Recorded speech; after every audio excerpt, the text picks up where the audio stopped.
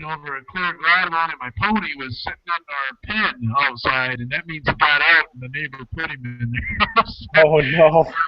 And, well, with all the weather we've been having, with the grass dying, the pasture out back, they start looking for people's lawns. They look a lot greener and probably a lot sweeter, I'm sure. And so he was over there. He's been over there the last 2 days. I thought I had him on sealed in, and he's finding his way out.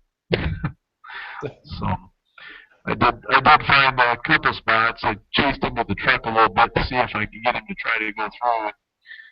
He tried the 2 spots I sealed up tonight, so I'm hoping that's it.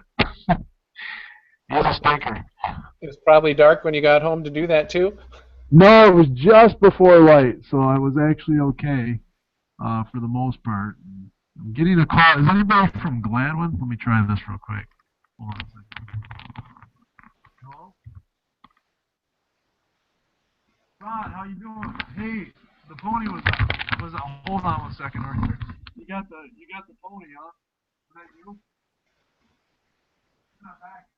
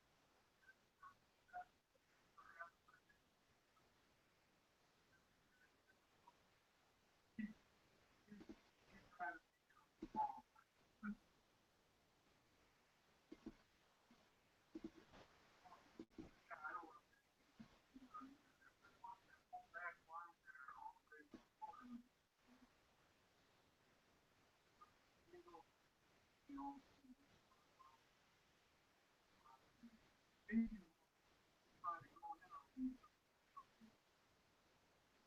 did. I chased him with a truck. I want to make sure I had him sealed up and he was going to be able to get through. So I'm hoping that.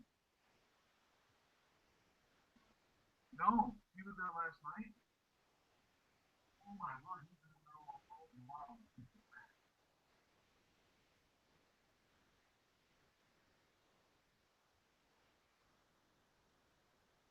Oh, okay.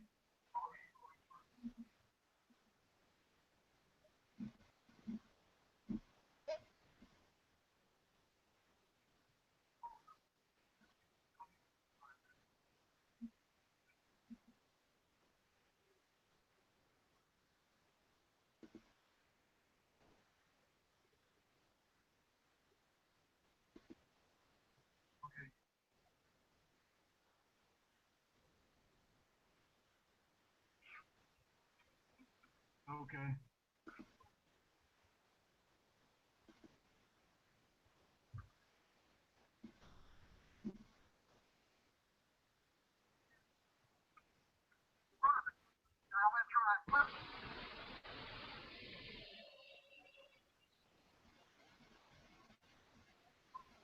Oh, wow. Rod, are you gonna be home for a little bit? Are you at home? Okay. Are you gonna be on this? Let me call you back in a minute. I'm in the middle of an online meeting. I've got some features coming. No, you're fine. I wanted to talk to you, and another phone was ringing, and I couldn't answer it a minute ago because I was in the Hi, middle of Kathy. a Shawn's in the middle of got a phone call about his pony. So I've got 3 teachers waiting to talk to me on the internet here, and I'll call you. Let me call you right back. Yep, I will. Thanks, Rod. All right. All right, my pony got out today, Kathy. Actually, it was yesterday. I just found out. He got in there. We got in there last night. He must have been there when we got home. We didn't even see him, so we didn't get home for dark. And apparently, Geronimo's been in there for about a day and a half, but it's fine. Oh, I don't that's know funny. how we didn't say anything last night with all in. He's a dark, so we wouldn't have seen him. But that's kind of funny. I pulled in the driveway today, and there he was staring at me, and I was like, "How'd you get there?" But my neighbor, he gets out this time of year because the grass is always greener. So. Mhm. Can you adjust your position of your mic a little bit, Shawn? Yep. And then this is interesting. I couldn't get back in on the school server. So maybe that I wonder if that stuff could have been caused on this. That was the only window I had open, but the fact that I couldn't get back in, it kept saying no server, no server. I don't know. The school server's been acting up lately. Everything is so slow. I don't know why. Actually, It was working really good until like the last week. I told Shawn I was probably the guilty one. When I shut the last Google Hangout off, I realized that I had it open in a separate window, but it was also open in a tab underneath. So it was probably looping through mine. Oh, okay. Oh I'm boy. gonna put I'm putting a couple. I shared a couple documents with you guys off to the right from my Google. Just a couple trainings I went to, and they were the just notes from the meeting. And one of them was over advanced YouTube stuff, and one of them was over advanced drive tools and add-ons. And Oh, so I kind of had in the back of my mind to make sure I shared those out with you guys this week. I think the first one, the top one, is the YouTube, the advanced YouTube features, and then the bottom one is the advanced drive features. And that was a presentation by Andy Mann. That was a really good one. I'll write his name down. If you guys ever had a McCall or anything, that was a really good one to sit and get and listen to everything he had to say. Really fast. Not a lot of time to play with anything, but he gave me a lot. So I went to two of his sessions. One was over advanced YouTube features, and one was over advanced drive features. So if you want to make a copy for yourself, feel free. Those were two things I saved from the day that I took out of it. And then I had to present for 1 hour, and then I just sat into a session because I let someone borrow my Chromebook because their MacBook Air didn't have an HDMI cable. So it was a good day, though. It was a very good day. If you guys ever get a chance, drop into that My Google. It was definitely a worthwhile conference. I was very tempted to go, but as I mentioned in the email to you here last week, that there's just too many things happening in 1 week to pull that one off. Oh yeah, it was amazing. It was, everybody there was as talented as could be. I mean, I was definitely among people who were like-minded with Google, and then just to kind of take a peek inside of what they're doing, and then to share out with them what I'm doing. We all learned from each other. It was pretty cool. Uh, very, very, a lot better than McCall. But I don't want to say that too much. I mean, as far as Google goes, it was better than a lot of the things you would get at McCall because it was so focused on the tools that we use every day, and not necessarily just this broad spectrum. It was just CAF stuff. So Google's apps for education and everything. So I'd be tempted. I don't know what I would do if I had a choice between the two. Because I do like going to McCall every year. But when we left off, we were kind of just finishing up talking about different assessment tools, I think. oh, right. And I don't know exactly where we left off with the echo. I know it got to be too much, so I bailed on it anyway. I knew it wasn't going to get too much better. I didn't think it was going to. So. Does anybody remember where we left off? Can you adjust your mic again? Does anybody remember exactly where we left off from the last discussion? We I left think off. it You were was saying. the second or third time that we were repeating. No. Yeah, I know. I'm trying to remember which discussion we left off on. It was a while ago. But Well, basically, this module is all about assessment. We've all kind of talked a little bit about that before.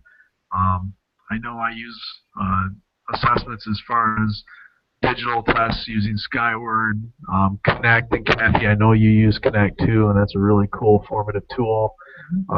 Those are more summative assessments and formative at the same time, and then Pear is more just a formative type tool for active learning. I use that every day. What are some other things? I guess we'll just do it. Compass Learning. We use Compass Learning, and that's it's kind of formative, but it's definitely an assessment because each teacher, you put the assignments in there, and then you can go in and see how they're doing on it. Like how much time are they spending on it? Are they getting them wrong? Or you know what I mean? Because some of them just push buttons. You can have them repeat assignments. You can take assignments off, put different ones on. It's pretty good. The other thing too is, well, we use a lot of Renaissance learning materials. We don't have the math. We have reading and accelerated reading. I mean, yeah, accelerated reading. We use we use the early literacy assessment first thing in the year, and then in the middle and at the end in the first grade, and then in second grade they use the reading assessment. There's a different one for really little kids. I gotta let my family in. Hey guys, he's locked them out. I locked them out. Hey, we're meeting everybody's family tonight. What? We're meeting everybody's family tonight. We met Jamie's children. Jamie's children. Now we get to meet yours.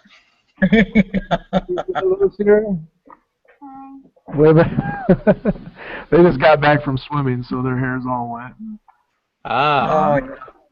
They were down at SVSU. So a lot of those tools, Kathy, you said, I've heard my wife talk about, like AR reading. Well, I know what AR reading is with the kids, but from what I understand, the Compass Learning is kind of a recovery program. Is that right? It's kind of a what? A recovery program. Oh, yes. They use it at the high school and middle school as credit recovery. Yeah, I think that's what Sarah's school uses it for, and I think it does help with some of the scores. I don't know if they have it for science or not. I can't remember. Yeah. You guys have Compass for science? You have Compass Learning for science? Yeah. Oh, yeah. All subjects. Okay. If they fail. Yeah. You have to set it up. I mean, you have to set it up. You can set up math, almost any subject really, and it lines up with the. If you wanted to line up, we used to line them up with the state standards, but now you can line it right up with Common Core. Oh, that's cool. Yeah. I wonder will they have NGSS in there too, or probably not yet.